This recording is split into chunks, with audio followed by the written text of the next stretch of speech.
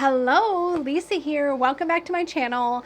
Welcome if you are new here. Thank you so much for tuning in. This is going to be a doozy. I'm almost sorry that this is your first video, but if you are interested in tarot, oracle, anything related to tarot and oracle, divination, learning tarot, reading tarot, tarot decks, etc., this is probably the place for you. So please consider subscribing and checking out some of my other videos. Now, let's get into this. This is going to be a VR to Marlene Theresa and Lennan Smith's hashtag The Soul reading. Let me tell you a little bit about how this hashtag came about and why we're doing this today. But essentially, in my channel membership, we have a book club. And in book club, we're going to talk about all this. In book club, we spent all of July and August reading A Walk Through the Forest of Souls by Rachel Pollack. As you can see, it has been quite the experience for me. Look at how hashed this poor book is. It's been quite the experience for me and a lot of others. And I know that Marlena was reading this book in the book club, and I know Lennon was reading it with Marlena, and they decided to do a spread in here that Rachel Pollack has about determining what the soul is by using tarot. I have so much I want to say, and my voice is hushed because I've been recording videos and doing things today, but first of all, this book is astounding. I'm going to be talking about it more in my August show and tell, but when I tell you that this book has upended a lot of the ways that I think about tarot in general and has introduced ideas to me that I've never been exposed to in over 25 years of reading tarot cards, oh my gosh, this is the kind of thing that if you are one of those people that is just, you don't need another Tarot 101 book, but you want something to just kind of feed your soul, this is it, okay? This is the one. So many quotable quotes and moments and just really neat things. But one of the things that Rachel suggests in this book is that we can use tarot to answer big questions. And she demonstrates this by suggesting that we can use tarot to ask questions such as, what is the soul? And so that's what we're going to do today. We're going to answer that question, what is the soul? Now, I really want to answer this with two different decks. And this came about during the book club discussion of this book with my members. But it occurred to me that Cilla Conway's Book of the Dead Oracle would be a really interesting opportunity to explore some really unique interpretations to answer the questions in this spread. So I really want to explore that. And also, just based on other discussions that we had in the book club about this book, one of our members suggested that the addition of the Golden Fool in the Shimmering Veil Tarot, also by Cilla Conway, was really tied into some of the things that Rachel discusses in this book, especially near the end. So I thought I would answer the question using the Shimmering Veil Tarot, and then answer it again using the Book of the Dead Oracle. And one of the things about a question, what is the soul, is I think we could ask this question every day and get a different but still valid answer. And that is why I want to do two different readings answering this question, just to see what comes through. Now, I am definitely going to be using the guidebook for both of these decks to see if anything else jumps out at me besides just my own interpretations, especially with the Book of the Dead. We'll see if I use it much for the Shimmering Veil, but I am so excited to do this. You don't know. Okay, I think, if I remember correctly, yeah, this is my extra Queen of Wands card.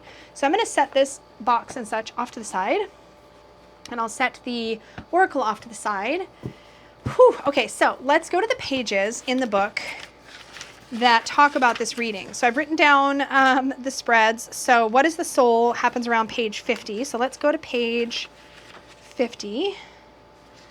I keep dislodging my flags, which is bugging me, but that's okay. All right, page 50. So the prompts, here's a sample reading from Rachel. The prompts are, what is the soul? How do we make soul? What does it demand of us? And what does it give us? So I'm going to do this one card at a time and just see where we end up. And it's my goal to not overthink this, to not get too in the weeds with it. I really want to go with what I feel from the cards, what I feel from the images. That is my intention with this. And to just try to get an authentic response from the tarot about what is the soul. And then we'll do the same thing using the Book of the Dead Oracle. And I don't know if that will work or not work. It's just an experiment. But this one, the tarot, I think will give us some really good answers. Now, I love the Shimmering Veil Tarot. It's a beautiful deck. It's got tons of really spiritual artwork. I don't know how else to describe it, but it really feels connected to spirit, this deck. And Cilla's artwork in general feels that way to me. I think this would also be really cool to try to answer with the Devas of creation, or the multidimensional Devas. Does anybody know how to pronounce that word? Is it Devas or Devas? Help me. Help me sort it out. I've heard it both ways, and I just don't know what's right. Somebody's probably already told me, and I've forgotten. And if that was you, I'm so sorry. I have literally the worst memory. All right. Now, time for me to focus. What is the soul?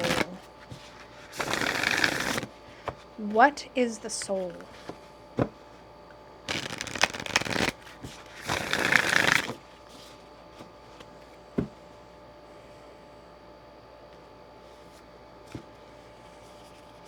Oh my gosh, I'm so nervous to turn these over. What is the soul? Oh my God, it's the King of Cups. Okay, I need to zoom us in. Let's zoom us in. Okay, let me think for myself about the King of Cups for a moment as what is the soul? The soul is the space balanced between mind and emotion, the place of balance between logic and heart, the balancing point from the lower chakras and the upper chakras. There's so many things jumping into my mind, but I think of one of my favorite images of the king, like mental images, I should say, for the King of Cups, is somebody who is poised specifically in between air and water, between the sea and the sky. There's this idea of being in that place, in that liminal space in between, and that's a perfect representation to me of the soul. I'm going to look at Scylla Conway's guidebook and see if anything else jumps out at me about this interpretation that can inform the way that I'm feeling about it right now, and just see.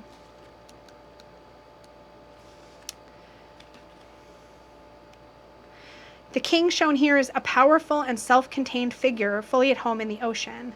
Nothing there for me. I'm just coming across to see if anything else jumps out at me. No, nothing here. I think I just have to go with my internal interpretation. This feeling of land between, I just keep feeling like that center, that heart-centered space between mind and emotion, between gut, instinct, and logical thought. To me, I just keep coming back to that heart space. The master of the heart is kind of what I feel for what is the soul. Interesting. Okay. How do we make soul? How do we make soul? Oh my God. The Page of Water. Okay, this just feels so personal to me and the way that I view soul. The Page of Water is the seeker of all that is good. I don't know how else to describe this. I see the Page of Cups or the Page of Water as somebody who is always looking for goodness. I don't know how else to interpret this besides to say that soul is made by seeking goodness, by seeking light, by looking for what feeds the heart. It's so interesting to me that this is so water focused. Okay. The third question is, what does it demand of me? What does it demand of me? Oh my gosh. Okay. The Page of Fire. So while the Page of Cups, the idea of how do we make soul by seeking what is good, seeking what is powerful and positive in the world. But then what does it ask of us? It asks us to step into the fire of who we truly are. The Page of Fire has a real enthusiasm and an embrace. Look at the flow, by the way, of this. Oh, okay. The Page of Fire has that like zest, that fire and passion. So instead, it's not just about floating along on what is comfortable, but going into the fire, going into discomfort and letting it forge us like it would forge a blade. Oh, okay. Okay. What does it give us? So that's what it asks of us. What does it give us? Scoot everything over. What does it give us? Oh my God, it's the Nine of Pentacles. The soul gives us that sense of peace and contentment, of having everything we physically need in life. With soul, with connection to soul, with living in accordance with our soul, we have this opportunity for a sense of safety and peace in life. Oh my gosh. Oh my gosh. I love how that turned out. Okay, that's really cool. That's really cool. And this is one of those things that I feel like you could just come back to again and again and get a different take and a different interpretation. But it's interesting to me that this feels so tuned in to how I view it. I find it interesting that air is not present, because to me, air is of the mind, whereas water, fire, and even tangibility in life, earth, could all feel like representations of soul. I don't know that the mind would feel as soul-like to me, but I could be totally wrong. I would do this spread, I'm sure, on another day and feel completely differently, but I think that's really powerful. Let's leave it there and let's do the same thing. Oh my gosh.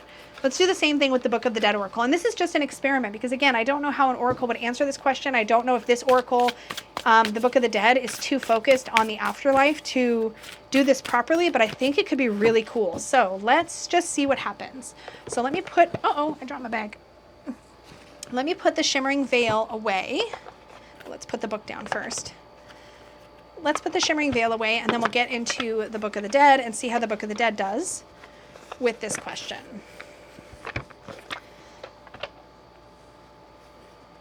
Okay. Now this one I'm definitely going to use the guidebook, for sure. I think. I said that before, though. Let's just see. Okay, so our goal is to answer, what is soul? What is the soul? What is the soul? How do we make soul? What does it demand of us? And what does it give us? Or me specifically. So I did actually answer it like me in the first one. So let's do the same thing, me. I want to do this as a personalized version of what is soul. I love the rainbow holographic edging of this deck. It's so beautiful. Oh. Am I ever going to feel done shuffling for a question like this? Probably not. Oh, it's so pretty. Okay.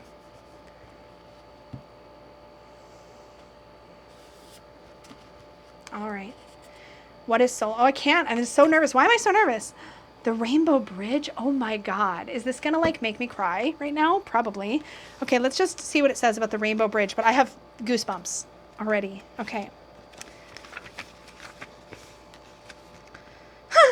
Okay. The Rainbow Bridge allows them to pass over into the highest levels, into the very center of creation itself. So the soul is the gateway, the path we take to get to the center of creation. The soul is connected. It is the vehicle in which we travel to the center of creation. I'm going to leave it there. That's what jumped out. That's what we're going with. Oh my God, that is so powerful. Okay, next card. This is answering the question, how do we make soul? Oh my God, y'all. The dance of, I'm shaking. This is the dance of creation. How do we make soul? The dance of creation. Do I even need to read the guidebook? But I want to. What does it say? Oh my God, this is so potent. I'm literally shaking. Let's see if anything jumps out at me here. This image shows a creative being, one of those energies I call Deva, holding and conducting the elements as they build into the peak of the phenomenal energies needed to create new universes, stars, and galaxies, or a new butterfly, or a new being in a different dimension. What other card from this entire deck could have possibly better answered the question, how do we make soul? Through the dance of creation. Through the dance of creation. Oh my gosh. Most near-death experience returners say that they were encouraged to learn as much as they could in life. Presumably, the more we can learn, the more flexible our minds are. Let's see. I don't even know what to say. Arguably, listen to this, possible interpretation. So the second paragraph of possible interpretation says, arguably, the deepest hunger we have on earth is to unite with our souls. However, having done so, that's card 11 in this deck, we can now explore anything our hearts desire, and the interpretation here is to let that sink in. What would you like to know, to see? What worlds would you like to explore? It's like the idea of how we create souls by being open to all possibility, right? But this idea of the dance of creation as the answer to that question is so beautiful. Oh my gosh. What better deck to answer this? I love this so much. Okay, what does it demand of us? The heart's flame. This feels so aligned with the Page of Fire from the previous reading. We have to move through the flame in the heart. I mean, I feel like I have a lot of thoughts, but let's see what this says here too. Before I read this, let me just share some of my thoughts. So when I say moving through the flame of the heart, I feel like going through pain, going through the transformation that fire represents, the idea that we can like be destroyed and come back like a tower experience. That's kind of what I feel like is the soul demands that we move through these experiences and remain true to who we truly are. So to hold on to our authenticity, to hold tight to who we are, and to move through that, staying connected to our soul. I don't know, that's what I've got from that. Let's see what the guidebook says. Card 41. Oh, the one place all paths have led us to is that of the heart, of a deep love that is not romantic or unrealistic, but arises in and transforms the soul. Oh my God, it's exactly what I was feeling. Oh my God, I can't.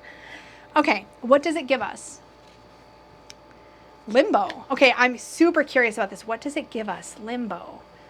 Let's just see what jumps out at me. Let me think about this before I look at the book. I'm trying to like make sure that I really give myself a moment to consider.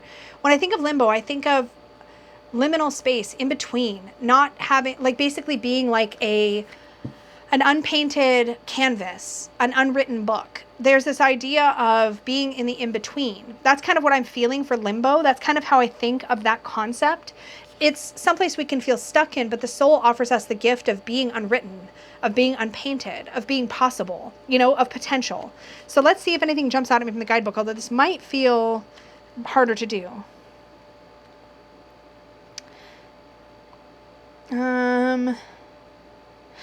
Here we go. There's a section here that says, flickers of self-awareness are beginning to seep into the spirit's consciousness. What had they done in life that led to their presence here? Could they have done anything differently? Did their lives have meaning? Did they live in some way that reflected their ideals, or was there little alignment? It's interesting because here these questions imply that being in limbo is an opportunity. So the soul offers us the opportunity to ask the questions about how we live and if we're living in alignment with our truth, which is interesting because I really feel like there's a lot here about moving through the flame. Like, this is what it asks of us, to move through the flame of life, like to move through the flames of transformation and to be transformed, but also to hold on to our truth, right? To hold on to what is true in our soul, what is deeply true for us. Very, very interesting. Oh my gosh, I just want to do this over and over again with 8 million decks. Like, I'm not going to, because this video would be 1 million hours long. But it does make me want to answer this question with the Devas of creation, the multidimensional Devas that I have, just to stick with Scylla and just see where we can go with this. Okay, I went and grabbed my multidimensional Devas, the 11 dimensions of creation. So this has got cards in it like authenticity, trust, dawn, grief, greed, spinning, through the veil. We'll just see where we end up. I feel like this would be better than the Devas of creation, just for answering this like bigger question. So we'll see. But apparently I'm obsessed with Scylla's work for this. I also have one other deck I think I might try. So now we have the multidimensional Devas.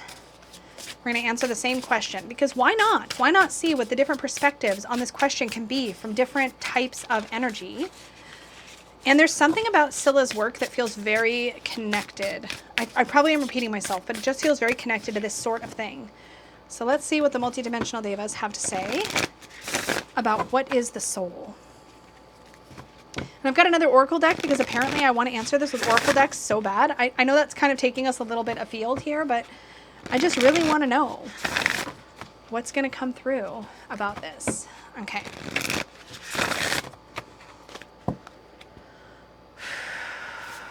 What is the soul?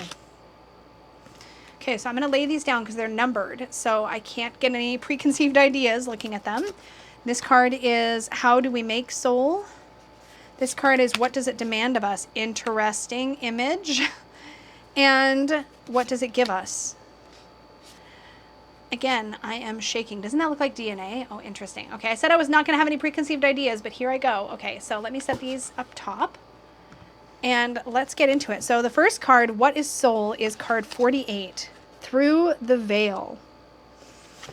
Here, a strange translucent tunnel offers us a new and mysterious path, and looking up into it, we might imagine ourselves floating upwards into the place or space in the unknown beyond. Or we might be given the choice to stay here. Oh my God. This is like connecting right back into Book of the Dead, it feels like. Oh my gosh, it might be good to think that, as T.S. Eliot said, we've at last come back to the beginning, and now, as fully conscious beings, we'll know the place for the first time. But my preference would be to move on through the veil into the light of the greatest mystery, the light of the source. So doesn't this feel like it's exactly like the Rainbow Bridge from the Book of the Dead? That it's exactly like a place we move through to reach the source of all things. The soul is the vehicle we travel, or the road we walk across to get to that final place, to get to that connection, the source of all creation. I feel that here in this, what was this called? Through the Veil as well. It's just like the Rainbow Bridge to me, which is so fascinating. Oh my gosh, I am loving this. Okay, the next question is, how do we make soul? And that's card 13, which in the multidimensional Devas is the Devas. Wow. And, oh my God, okay, so we need to, okay, hold on. I'm having a whole moment. Just bear with me. I'm going to find the cards that we had for the first reading. So we had Limbo from Book of the Dead, because there's a connection here. we had the Dance of Creation. We're going to talk about this. The Rainbow Bridge and the Heart's Flame, because I think these match. Okay, so look at this, though, for a second. Okay, so for the first question, we had the Rainbow Bridge before for Book of the Dead, and now in the multidimensional Devas, we have Through the Veil.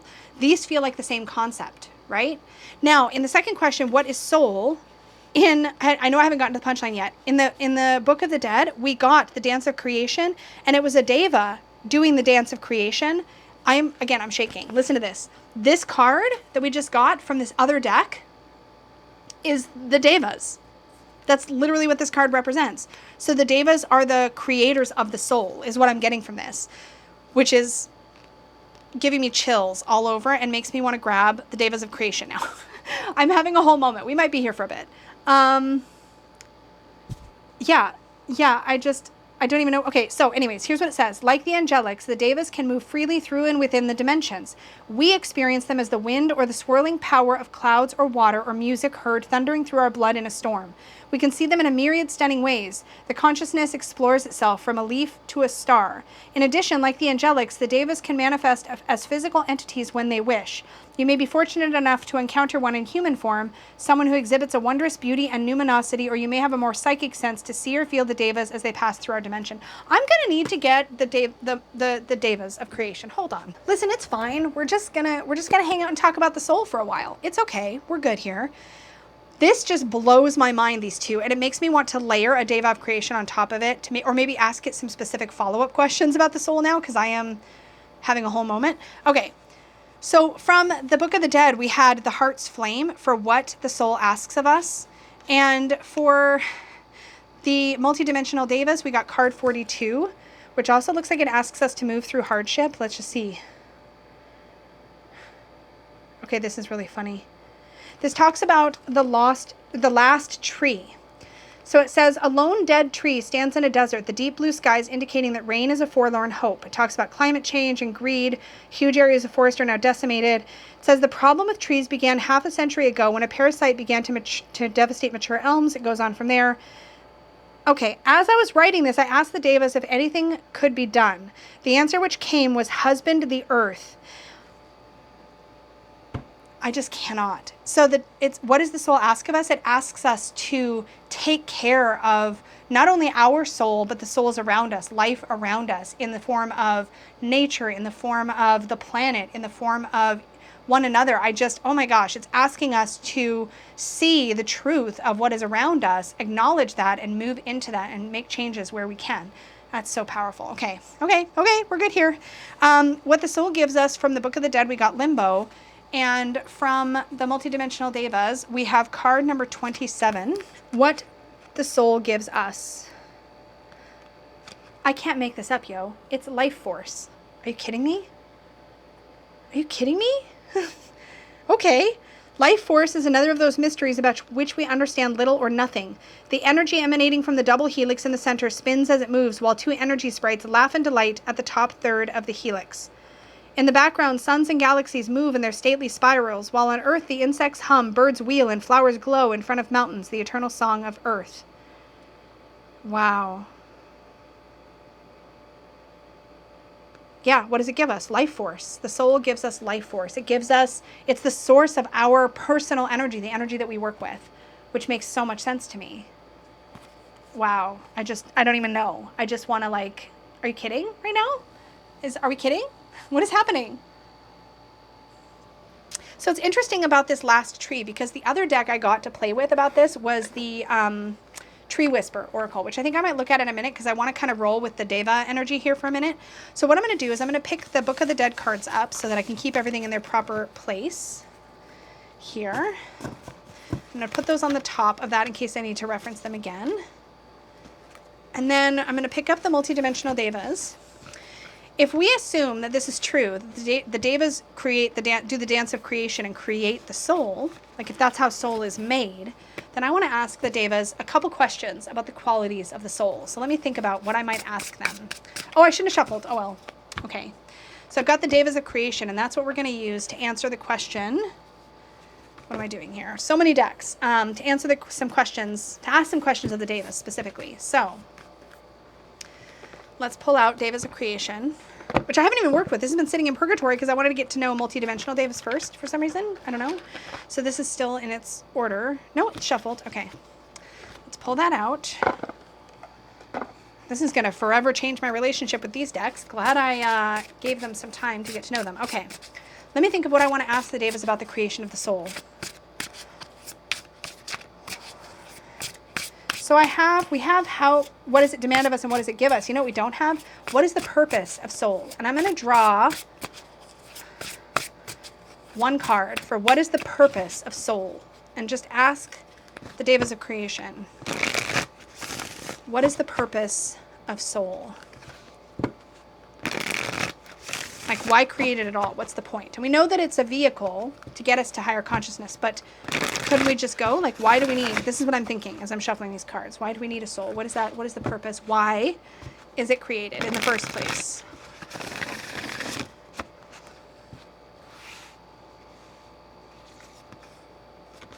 Okay, let's see what this comes to. Now, if I remember correctly, the Devas of creation had a lot of connections to what feel like mundane qualities of life. So I don't know how this is going to operate. This is the one that I was least sure about of Scylla's decks. And I don't know why, it just was. The moon. Yeah, see, I'm not sure if this is going to be the right answer to the question, but we'll see. The Deva of the moon is our nearest cosmic neighbor. It is the 5th largest moon in the solar system, and its gravity has a profound effect on Earth. This Deva remains as compelling as it appeared when mankind first looked up to the skies, its different phases and occasional eclipses still fascinating. Silver shining without light of its own, the moon's appearance is always ambivalent, full of shadows, illusions, and questions. We may see it as our Earth's dark mirror, or a trickster who questions and provokes, forcing us to question the assumptions we hold. People with moon qualities often mirror another's moods, consciously or unconsciously. I have a lot of, that's interesting, okay. The Deva's appearance indicates a need to take time to become aware of the moon cycle and how it affects us. It can suggest that there are unquiet spirits who need help to cross to the other side. There's our answer. We need a vehicle to help us get to and connect to the whole of all consciousness, or the whole of all creation. We need a vehicle to get us there. Otherwise, perhaps our life force, when we pass, would just dissipate into the ether. But the soul gives us a vehicle to get to that other place, to get to, this is so fascinating to me, okay, because it literally says, it can suggest there are unquiet spirits who need help to cross to the other side. I know that's not quite what this is meaning, but that's what I take from this as far as the answer to why create the soul. What is the purpose of the soul? To get us to that place. So the soul acts as that vehicle or that bridge to get us from one state to the other state. Oh my gosh, okay. So my next question of the Devas is a question about, kind of about reincarnation. Does our soul remain fixed? And I know this is not the right way to word a question, but I'm just rolling with it, y'all. Does our soul remain fixed throughout all lifetimes? Or does our soul undergo, do we change souls? I guess is what I'm asking. Does our soul become, like, kind of, does it, not static. I know that it changes and evolves, or at least I feel that it changes and evolves. So I think my question is more or less, like hermit crabs, do we change vehicles? Do we change souls throughout our existence? Or do we remain in the same soul? Like, what is the relationship between our essence of who we are and our soul? This is what I'm asking the Devas. What is the connection between the essence of who we are and our soul? Like, what binds us to it, or are we bound to it at all? Is kind of like what I'm trying to find out. Let's just see.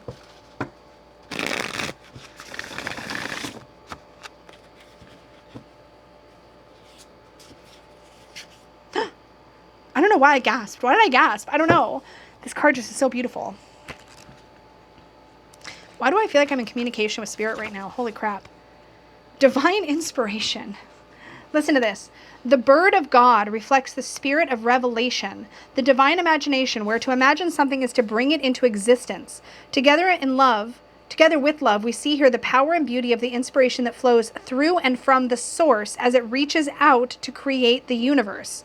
Letting ourselves soar, exhilarated on the wings of inspiration, we become a vehicle for the divine.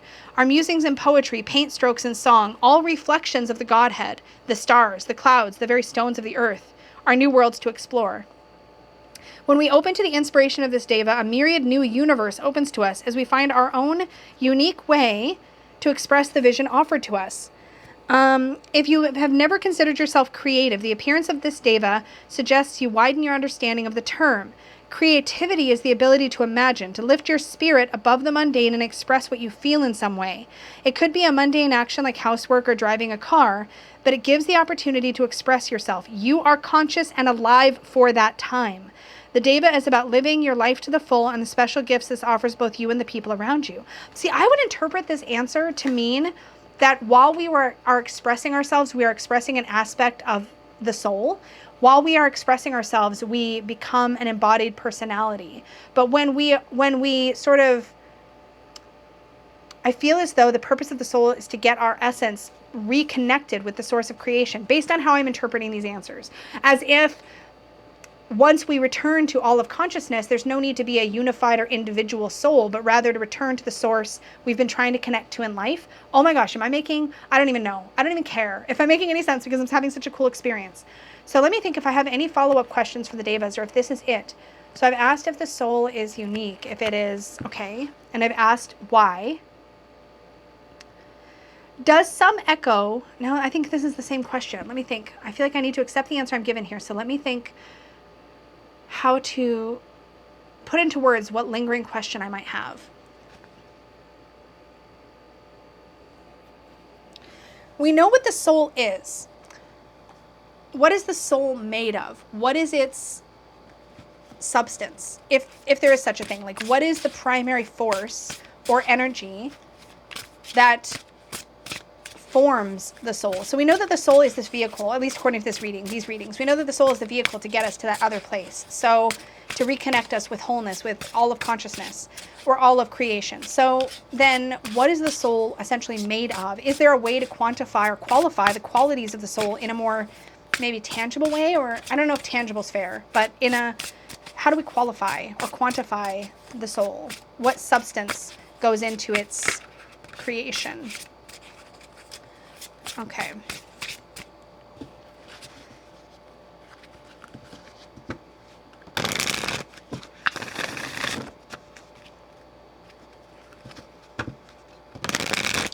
Essentially, what is the soul made of?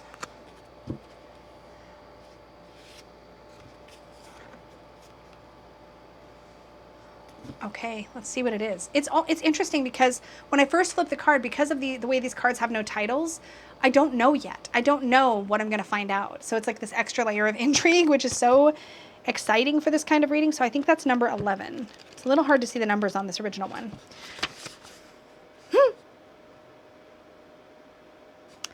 Okay. Like, I asked what the soul was made of. Like, what are its properties, if that makes sense?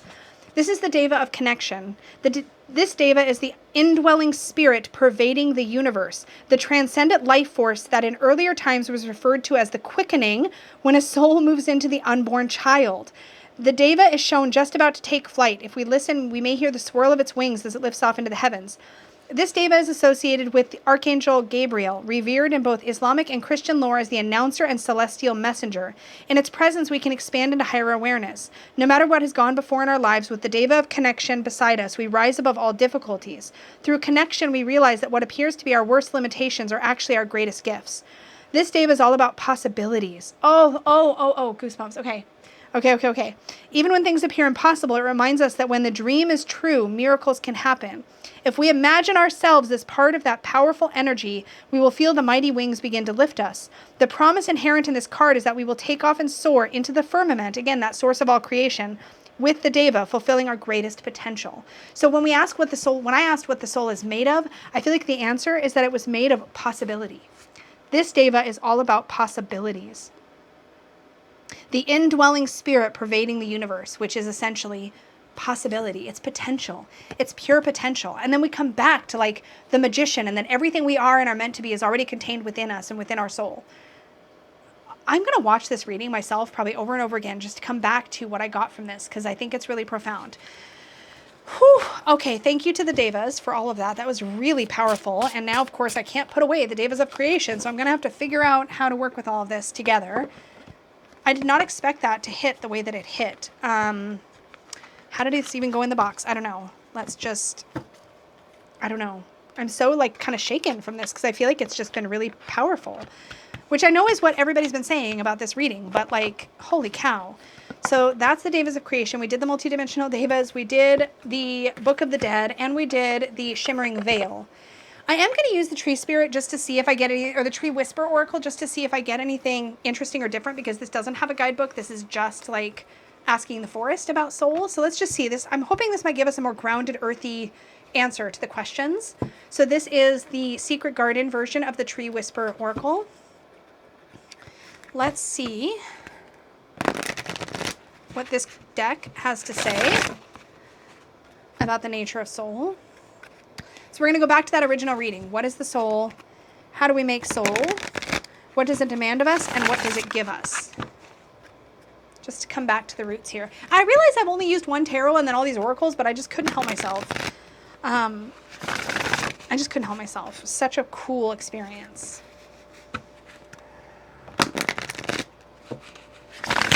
Oops. It's kind of a stretch to riffle shuffle this deck because it's so big, but I can just barely make it. So, all right. Let me focus for a moment. I'm going to draw the cards this way so I can really focus. What is the soul?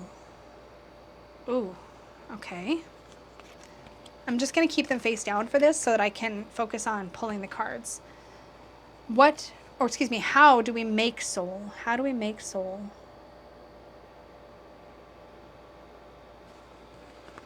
Those were right next to each other. That's really interesting. Okay. Pull these down a little bit. What does soul demand of us? What does soul demand of us?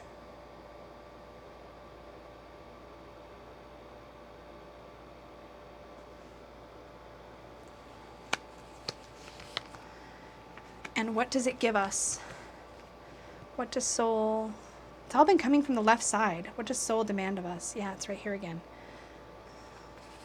Okay, let me pick these up and see what the trees have to tell us about what soul is. And I feel like they might have a different perspective because these feel very connected to the earth. So something more grounded, perhaps, something more... We'll see. We'll see what comes up. All right, so first off, what is the soul? Weave. Oh, it's like the threads of life. I know my lights are glaring on this, but this is what this one looks like. It's like the threads of life. When we think of the weaver, or we think of weaving, it's like the threads of life come together to form a vast network, and that is what the soul is. Interesting. How do we make soul? Comfort. Oh, that's interesting. How would comfort make soul? How would comfort make soul? This one isn't hitting, I mean, like, it feels like it's telling me the truth, if that makes any sense, but it's not hitting the way, probably because I'm still like reeling from the Devas, to be honest. I maybe should have just called it there, but I want to be able to sit with this. So I'm going to try to just sit with this for a second. What does it ask of us? Nostalgia. It asks us to remember. It asks us to remember. Remember. And what does it give us? Protection. The soul protects us. So these two came really quickly. Let me think about this comfort one. The soul is made of comfort. Perhaps what this has to do with is because it's made from the essence of our own spirit, our own life force, that there's this idea that it creates the most possible, the most, almost like an embryonic experience, right? Like being in the womb, like that kind of a comfort, that feeling of safety, and being exactly in the home you're meant to be in, or in the vehicle you're meant to be in order to connect to the source of all creation. I don't know. Like, I feel like I'm now, like, I need to go ground, because I feel like I'm so floaty at the moment, so I might not be getting as much as I could be getting from it. I would love to hear your thoughts, especially on this last reading, but I'd love to hear what you thought of the whole exploration with Scylla's work and the Devas and the Shimmering Veil and all that stuff, because holy cow, those knocked my socks off. They knocked my socks off. So anyways, this was a long, just really winding, sort of explorative journey into the nature of the soul, thanks to the book The Forest of Souls by Rachel Pollack, or A Walk Through the Forest of Souls by Rachel Pollack, and as a VR to Marlene Theresa and Lennan Smith's hashtag The Soul reading. So thanks to all of that. Oh my gosh, thank you for hanging out with me while I did all this. I think I'm going to just pull all these other, let's just zoom out here. I'm just going to pull in all the things we played with in this reading onto the table to sort of see what we've done here. Like, what did we do? We did all these things. Holy cow. This was something else. I just I need to go digest this now. Thank you all so much for hanging out with me while I did this. Thank you to Marlene Theresa and Lennan for starting the hashtag. I would love to see more VRs to this, to see where these explorations take you in your practice. Hopefully Lennon and Marlene are going to create some kind of playlist so we can find them all really easily. If they've already done that, I will link that down below, as well as their 2 original videos. And I will link all the decks that I used today. I don't think anything I used is out of print. Tree Whispers can be a little tricky to get your hands on. You just have to get on a waiting list. I think that Mags, who created this, reprints it every once in a while, so the newsletter is the place to be if you want to grab that. But again, thank you so much to everybody watching, and an extra big thank you, as always, goes out to my Unicorn Fam channel members. Thank you so much for your support of the channel. It honestly means the world. I don't know what I would do without you, so thank you so much. And to everybody watching, engaging with my content, commenting, liking, all the things, I appreciate you so much. And until next time, may your magic always shine from the inside out. Bye, y'all.